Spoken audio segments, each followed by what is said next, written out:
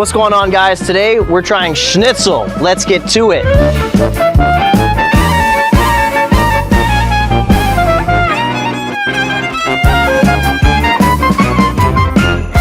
So today we're at Julia's Stammtisch, which, fun fact, this restaurant was started over 30 years ago.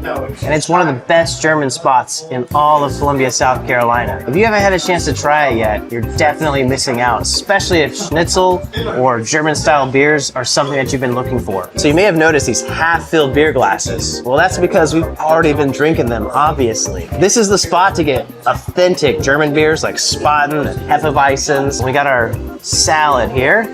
You got a green bean salad, comes with everything you order entree-wise. And then of course, cannot forget the brochen, my favorite part. Of course, that comes with a bunch of butter. And if you're lucky, or you can get this with the cheese. Take that, Texas Roadhouse. So now we're gonna try the soups today at Julia's. We're gonna start with a goulash. That gravy, insane. If you like spaetzle, you're definitely gonna wanna try this goulash. Next up, we've got the lentil soup here from Julia's. Let's give it a shot. Wow, I have to say, it's definitely some of the best lentil soup I've ever had. I actually feel like it's crazy good. This is the moment everyone's been waiting for. The flagship plate here, the schnitzel. This, honestly, doesn't even really taste like pork to me. It's very decadent, very easy to eat, and super tender, flaky, crusty. Every little bite has a crunch to it. And then of course, next up is a potato salad. Boy, does it look pretty good. But let's see what it's really about. This is like a vinegar base. It's got a nice tang to it. It has no mayo, at least from what I can tell. And it's really light and refreshing tasting as opposed to like what you'd expect from a more southern potato salad. This is my favorite plate from Julia's. This is the cheesy Jaeger schnitzel with spaetzle. It's basically the schnitzel with cheese, a brown Jaeger sauce, which comes with mushrooms, and then spaetzle, which personally I always love to get covered in cheese and gravy as well.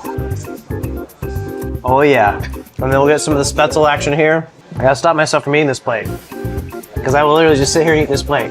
This is the plate I like. So now we're gonna go ahead and try the rouladen. So the rouladen is a bit of beef here, rolled up with a pickle, some bacon, and of course, featuring some of the red cabbage. Go ahead and cut into the rouladen here. It's beefy, steaky, it's got a bit of tang to it. These usually sell out. If you've never had rouladen before, it's gonna be a really interesting dish for you. All right, here we are with the Zagorner schnitzel. Now, I haven't actually gotten to try this one ever before. First time ever seeing this type of schnitzel. It's a schnitzel with peppers in a creamy paprika sauce. Make sure we get some of the peppers on there. Crazy good, probably not a surprise. But you can really taste the peppers. The paprika sauce is really, really good. So we've got some desserts here today, and we've got the German chocolate triple chocolate cake. These cakes are legendary, and I'm sure you can see, look at the slice of this thing. How many layers can you count? So let's see what this is about. It's very rich, decadent, but also not too sweet. Especially the frosting. The frosting itself is not inherently sweet like you would expect. Final dessert dish of the night. We got the plum streusel with a bit of creme fraiche or whipped cream on top. There really isn't anywhere else in town that I can think of that you can get a dish like this, especially like homemade like this either. All right, so we just finished up here at Julia's. We had some of the best schnitzel, the best beers, and some of the best cakes that we've had yet.